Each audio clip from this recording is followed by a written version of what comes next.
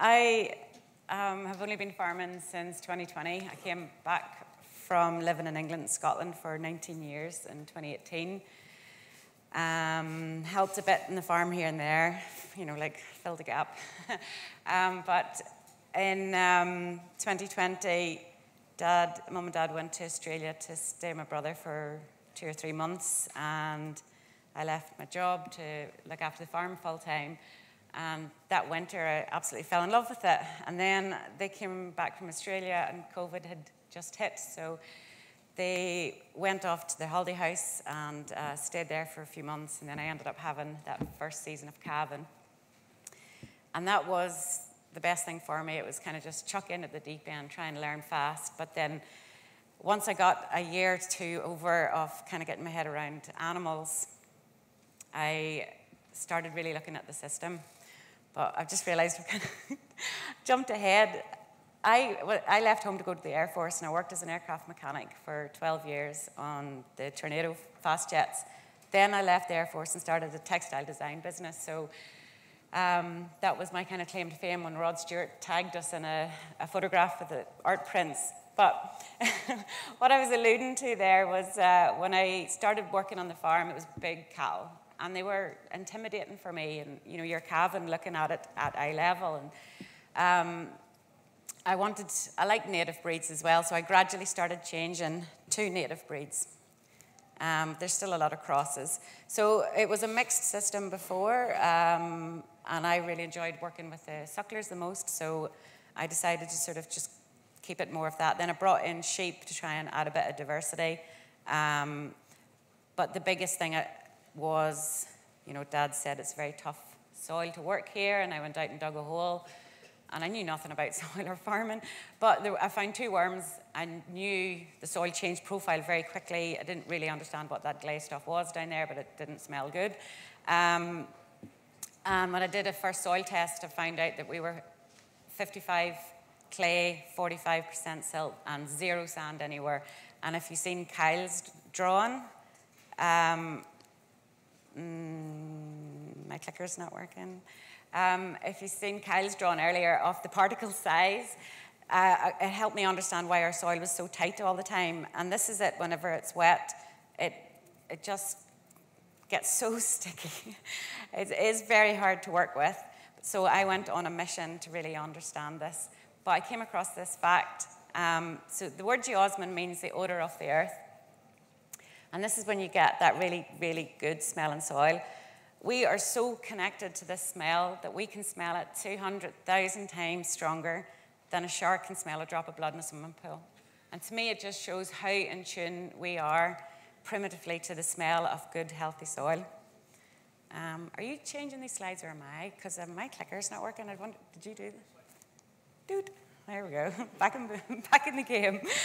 So when I started learning these wee facts, I just sort of went on a mission. I had a lot to learn. I knew that, but for some reason, I knew when I spoke to other people, the things weren't really sitting with me, so I just went on a mission to invest in stuff. So I went to study with Nicole Masters in England. Gabe Brown came to Ireland and invested in that course. This is Dr. David Johnson, who does the Johnson seed composting method, and I just read. So one time I went to the farmyard manure pile to get some manure for growing veg, and I seen all these worms. I thought, well, what the hell are you all doing in here, and why are they not in the field? So that was what got me onto the worm farm. So Nicole Masters taught us, when she goes to consult on a farm that's thousands of acres, to amend the soil with inputs was very costly. So she would always advise, start a worm farm, and what comes out of a worm's butt is liquid gold. It's the elixir of life, and it's going to be your cheapest amendment for soil. So I started a worm farm, and I started in about 20 lick buckets, just to really trial and error, but I think I've got it down now. But those worms, if you have 25 worms per shovel in your soil, it can equal 300 tons of fertilizer per hectare per year. Never mind all the burrows that they can do. But what comes out of the worm's butt, they poop out a bacteria that can fix nitrogen from the atmosphere into the ground for you for free, whether you have a clover in the ground or not. That's a big belly bonus. And when you test Vermicast, which is the proper name for worm poop, against the surrounding soil, it'll have 10 times more potassium in it, 7 times more phosphorus, 5 times the nitrogen value in it, 3 times the magnesium level, and 1.5 times the calcium. So that worm working in your ground is absolute magic. So then I started toying with making extracts. So I simply just stick the Vermicast into a mesh bag, drop it into a tote of water, oxygenate it. Well, usually I have it well oxygenated. I'm not going to go too into technical. And then I just go out and I spray it. So this is the only images I ever took of whether it worked or not. They're not the best, but that was a trial where I did one half of the field and I could see a color change. And the dark line strip was where I stopped one time and I was on the phone, and it's just so cheap, I just let it run out the back. And I remember calling Dad to tell him to come out and look at this. Look, it's working, like clearly, like this line is different color and it was growing faster. And he just was like, well, you're clearly not putting enough on then. So it really isn't something that you can just easily find in a book, do this, this, and this. It has been trial and error, but I came off fertilizer, and 21 was the last time I put granular fertilizer. 22, I used foliar nitrogen, and I had a bit mixed results from that, but really I don't think you have to be very right with the timing, early morning, late evening, the right growth rate. And then the next year it jumped up in price, so I just didn't buy it again. I just went cold turkey. Ideally, I would not advise that to anyone, but I'd sort of destocked a little bit as well, so got away with it. But the other thing was stopping to spray, because I went out to spray docks, and then the next year it was getting wetter every spring, and I realized I couldn't get out at the right time to spray that dock, so they were always much bigger at the time of spraying, and it was a bit of fighting a losing battle, really. So Dad was away later in Australia that year, so I just didn't spray anything that spring at all, and I just let them all grow. I didn't put anything in the field, I just let the whole thing grow wild to see what would happen. And we went in one day, and the dock beetle was everywhere. And if you can see in that video, they were just eating the whole plant. Once they'd went through the leaves, they started going through the stem and the seeds, and they did annihilate it that year, and I did get a cut of silage out of that field in June. This year has been much tougher. The dock beetle really needs heat. But when they have good weather, they can thrive in numbers, and they end up making the leaf like that. The other good thing I started seeing was dung beetles returning into the dung patty. So this is the water beetle and the dung beetle here. I have real mixed reaction on this too, because I am still dosing at times. That has been very hard for me to pull off that on my wet ground. My vet is in here in the room and has given me many a lecture on not to be experimenting too hard on that. So another thing I started experimenting with was, I'd heard, you know, you go and you can buy slurry bugs and help retain some nutrients in your slurry, make it easier to mix, less diesel, we all know that. Couldn't believe the price of them, and so I went on a mission then again to find out, well, what is in these slurry bugs? What are they made of? It's lactic acid bacteria, a few yeast enzymes. So I learned then how to make your own lactic acid bacteria, and then I just would go and chuck that in it. And I'll maybe tell another story. My poor dad's in the room as well. I've never told any stories with him in the room before.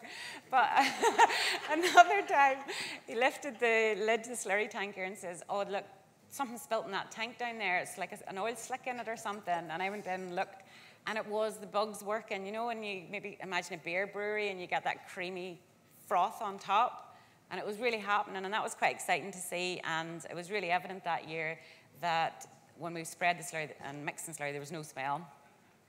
So I thought, well, that's an easy win too. That was super cheap to make. Then I ran into a fella, Ballyheather Engineering, and he sold a seed hopper for 190 quid. And I thought, well, if we're going to go out and spread slurry, I might as well try and throw some seeds out there at the same time. Thought that was pretty low cost. That's quite mixed as well. I think I pushed that a bit too far. I should have just stuck with the clover, but I think I put 23 different seeds in that to see what would happen. That was a big ask, really. So this was a reseed that I did in multi-species, and it was a DLF 14, I think is their seed mix, and I stuck an extra one in there too. Just can't help myself. I'm still in that, can't get away from just throwing money at something, I think. But I really wanted to see, because everybody says in Tyrone, in your heavy clay soil, you will not be able to grow this stuff. And they were half right. So that winter, I sowed it mid-September, and it was a real wet winter. It looked like that all winter. First time I'd ever witnessed what soil erosion looks like. And we had 4 hard frosts. But I used my Vermicast that I make into a little slurry, and then I coated all the seeds with it. So I'm giving that seed as much biology as I can right next to it to give it that best start. And I still would say I think that is what give it. Oh, sorry, this is what I'm trying to achieve with a variety of seeds. I need a variety of root structure. But this is how it turned out. The grass went away. I got loads of grass to follow in May. But you look down into the grass, everything was down low. I thought, oh gosh, will they survive or not? Will I have to lift this grass off? And I'd even found sandfoin, although it was super unhealthy. I thought, well, I got sandfoin to grow in pH 5.8 in super wet conditions. And that was the other thing as well. All the seed salesmen said to me, do not waste your money. You are sitting on pH 5.8. And I said, don't worry, I've got biology, it'll be grand. But look, the clover, there's no problem with clover, and I still haven't done anything to address the pH in that field. So whatever you take from that. But I do Brix readings, so the grass sugar readings, and this was 12 when I cut it for silage. That was the highest I've ever recorded. So I cut it really high. I took the grass off to get the seedlings, and then I give that chance for all those other variety to come up. I have to tell this story as well. When I called the contractor, we normally mow ourselves, and I called the contractor because we didn't have skids to cut higher. He swore, yes, I can cut it 10 centimetres for you, no bother at all. And he comes out, and I'm like running up the field. No, that's too tight. Stop, stop, stop. Lift it a wee bit higher. And he stood in the field telling me, no man in the country would leave that much grass behind him. Are you mad in the head? I was like, no, you don't understand. It's really expensive. I can't cut them down. But it really did save it, not cutting them too tight. So this is what it looked like. Oh, I forgot to turn the sound off. This is what it looked like later in the season. Now, it looked very grassy and stemmy, but when you look down into it, it was good underneath. It's just all of that ryegrass gone to seed. But every time I moved the cows, the swallows a bit, and you'd walk out there, you wouldn't see them. As soon as you start moving and they start walking, they just appear.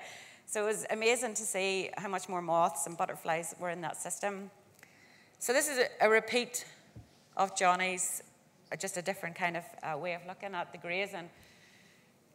Neil Scorfield came to Ireland a couple of years ago, and he really went deep into this, and it is something that really helped me understand. Claire Whittle is another one that explains this quite well, and a fluke problem as well of how close you want your cattle's noses to come in contact with that fluke.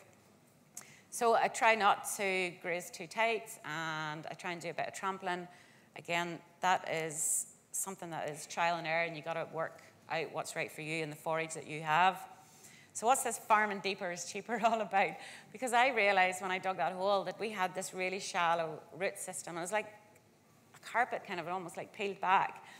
And it would be really, really wet and boggy. You would stand in it and the water would permeate back out around your feet. But you dug down past that 4-inch and it was fairly crumbly and dry. And I couldn't understand, well, why? I remember Dad and I would walk around every field and dug a hole, and it was like, this is a big eye-opener here. This water is not going down, and we are having a serious problem with not getting slurry out in the spring because it's too wet.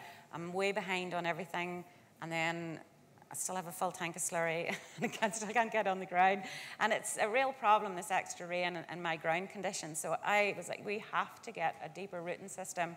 And if you look at that picture, what's happening there is this was the same land type on the exact opposite side of a fence. And one guy was set stocking.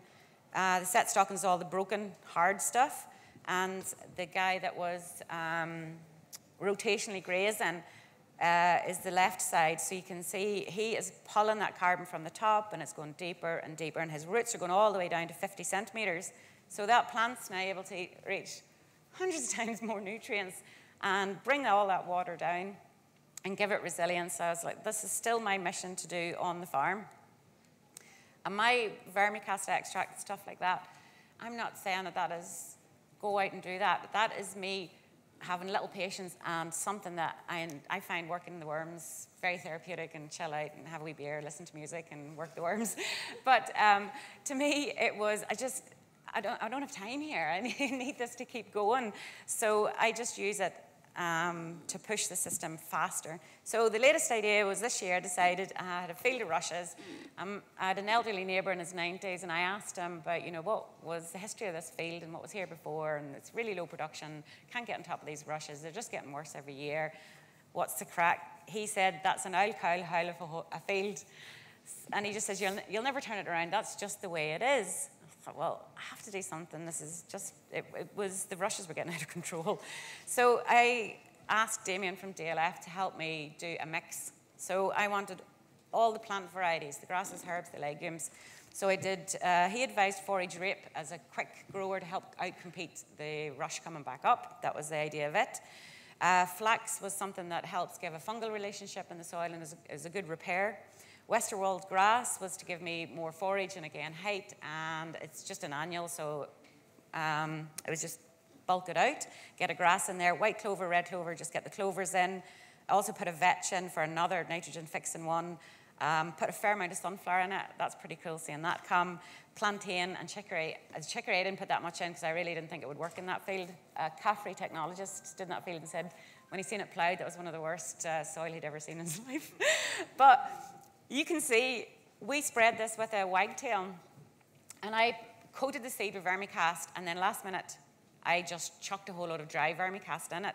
The contractor decided it wouldn't go through his air seeder because of the sunflower seeds were so big. He came with a wagtail, and he told me as well, don't put the Vermicast in it because that might make it stick.